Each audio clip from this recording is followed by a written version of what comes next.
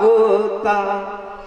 यदि भक्ति का गोता लगाना है तो भक्ति का गोता लगाएं, प्रेम रूपी भक्ति का गोता।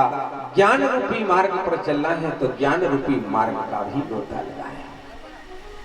एक बात कहूं राजन, जीवन में सब चीज प्राप्त हो सकती, कोई संसार में कठिन नहीं है, लेकिन सत्संग, भगवान की हरि कथा, भगवान का नाम सबको प्राप्त नहीं होता।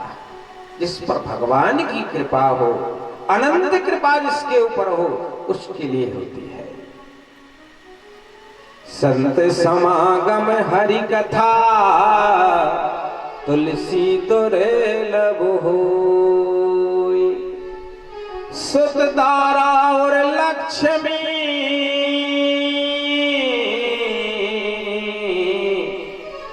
पापी के भी हो। लक्ष्मी कोई बड़ी बात नहीं है भैया, कोई पाप करने वाला व्यक्ति भी हो तो उसके पास भी लक्ष्मी रहती है, उसके पास भी पत्नी रहती है, उसके पास परिवार रहता है। सब संसार में मिल सकता है, लेकिन बाबा की कथा, भगवान का भजन, ये शुद्ध तारा और लक्ष्मी बाप सबके पास होता है। लेकिन भगवान का सत्संगम हरि कथा, तुलसी दुर्लभ हो। और एक बात कहो, कभी कभी ऐसे पाप मनुष्य के अंदर रहते हैं, वो भजन तो करना चाहता है, कथा सुनने की जिज्ञासा तो मन में करता है, लेकिन उसके अंदर कुछ पुराने पाप जमे रहते हैं। उन पाप की वजह से ना वो कथा सुन पाता है, ना कथा करवा पाता है। तुलसी पिछले पाप से हरि चर्चा न सुहाय। यदि 2 लोग 4 लोग बैठ करके सत्संग की चर्चा करें तो वो उसको बुरा लगता है, वो उस बात का खंडन करता है। क्यों? कि उसके पिछले पाप उसके अंदर जमे हुए हैं। तुलसी पिछले पाप से हरि चर्चा न सुहाय। जैसे डमर के बंग में भूख प्यास मर जात। एक बार एक कलियुगी भक्त था, संसार में बहुत भटका और भटकते भटकते उससे कहीं आनंद नहीं मिला। और जब आनंद नहीं मिला, इतने में बाबा तुलसी मिल गए। और बाबा तुलसी मिले, और बाबा तुलसी जैसे ही मिले, कहने लगा, भैया संसार में भटके हो, लेकिन किन कौन घाट पर नहाया? बोले हरिद्वार, बद्रीनाथ, केदारनाथ गए स्नान करने। बोले हमारे घाट में नहाओ। बोले आपका घाट कैसा है? बोले हमारे घाट के 4 घाट बने हुए हैं, 4 दरवाजे हैं, यजुर्वेद, सामवेद, ऋग्वेद, अर्थवेद है। ज्ञान मार्ग, भक्ति मार्ग, वैराग्य मार्ग, कौन से मार्ग में आप स्नान करना चाहते हो? मानस उसी मार्ग में डुबा देती है साहब। जौन से मार्ग से आपको डूबना है। तो कलियुगी भक्त बोला, तो अपने कुछ महिमा दिखाओ। यदि आपके घाट में कौन कौन तरे हम देखना चाहते हैं और सुनना चाहते हैं। तो बाबा तुलसी कहने लगे, नारद वाल्मीकि नारद घट जोनी, निज निज मुखन कहीं निज हो।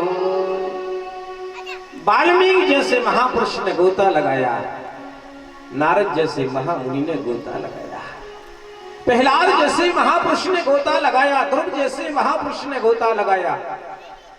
कलियुगी भक्त बोला, कोई बड़ी बात नहीं, ये तो पेलन के तरे तराया।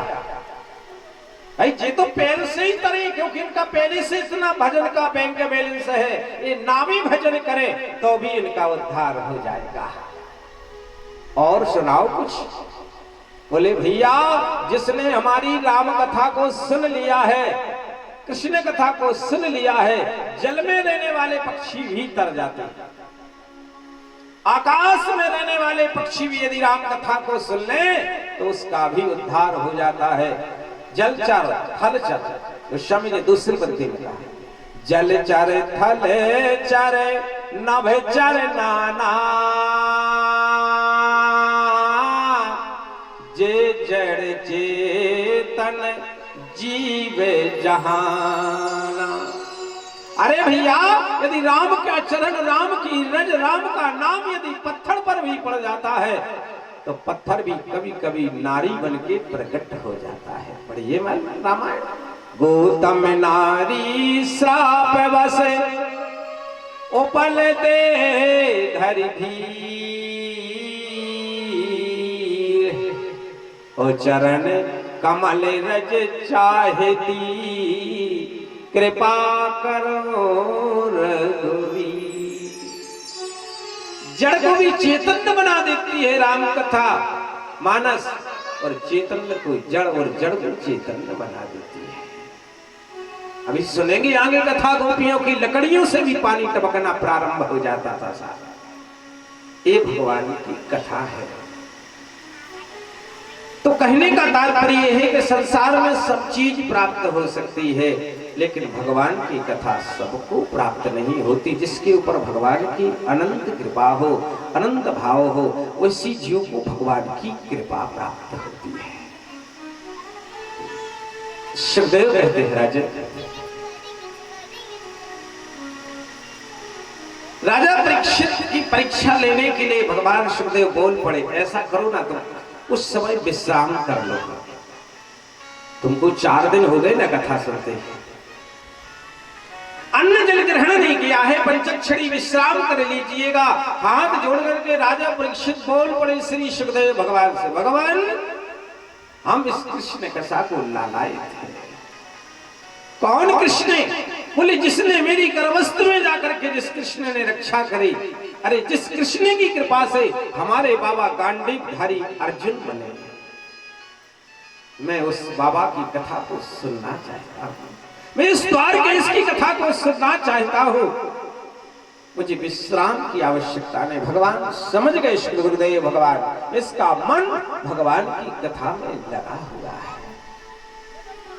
क्योंकि मन लगता नहीं है भगवान का। ये मन बड़ा विचित्र है। शिवदेव कहते हैं राजन,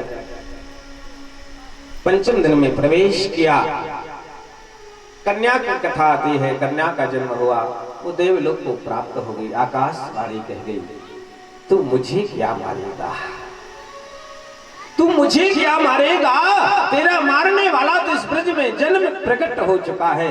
उसी की खोज के लिए आज आपातकालीन सभा कंस बाबा ने बुलाई है, और सभी लोग उसमें बैठ करके संग चारों मुष्टिक आदि भी बैठे हुए हैं। उसी में पूतना बहन भी विराजमान है। आज पूतना कंस से कह रही, भैया घबराने की बात नहीं है। अरे 1 महीने तो ठीक है, 6 महीने में जिन बालकों ने जन्म लिया होगा, हम उनको मृत्यु के घाट उतार देंगे। आज पूतना सज और धज करके श्री गोकुल नगरी को प्रस्थान कर रही है, और यहाँ बड़ा चकाचक आनंद लुट रहा है। एक मैया आई और नंद महल की ओर चली आ रही थी। एक ब्रजवासी ने एक माखन को लौंदा लिए और मैया के मुखार बिंद पे जैसो ही मारो, सट्ट से अंदर चलो। मैया पूछने लगी, भैया कहाँ है गो, जब भीड़ सी कहाँ चली जा रही? बोले मैया तुमको पता ना है, तेरो मुंह मीठो है गो, मतलब इसका है कि नंद के छोरा है गयो। सारे ब्रजवासी जा रहे हैं और नंद सौ में शामिल हो रहे हैं।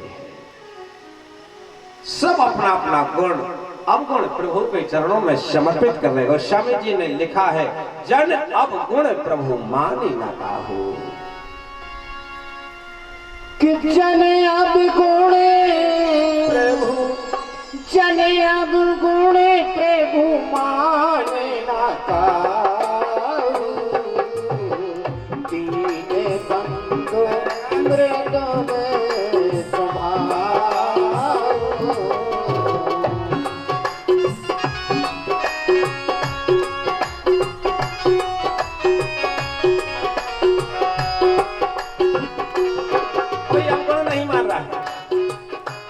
गुण भी है तो नंद सौ में शामिल हो रहा है, गुण भी है तो नंद सौ में शामिल कर रही, भगवान के जन्म स्थल में शामिल हो रहा है।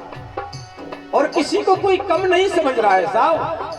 अपने आप को सब कुछ और अपने आप को दीन समझ रहे हैं कि हम दीन हैं। हम दीन पर कितनी कृपा भगवान ने करी कि आज भगवान लाला बन करके पधारे हैं। यहाँ दान भी हो रहा है, अद्भुत दान। क्या दान? बोले सृष्टि का दान, सृष्टि का दान। देखिए दान की बहुत बड़ी महिमा है। संसार में शाही प्रधान होता है, संसार में शाही प्रधान है। सा नहीं होता तो सृष्टि नहीं चलती। यदि आप मानस उठा करके देखें तो सातों कांडों में सा शब्द की हर जगह रचना प्रदान करी है।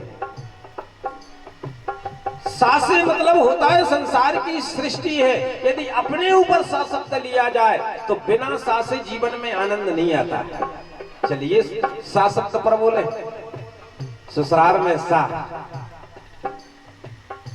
ससुराल में सा, ससुर बाबा में सा, सारे साम में सा, साराज में सा, समदन में सा। बिना सा के बिना सा अधूरा रहता है। सृष्टि में सा की बहुत बड़ी प्रधानता है। तो आज सृष्टि का दान ब्रजवासी कर रहे हैं। दूसरा वृष्टि का दान। वृष्टि समझे?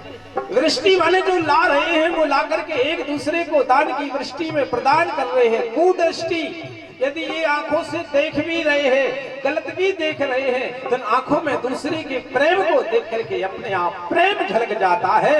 ऐसा दृष्टि का दान, वृष्टि का दान और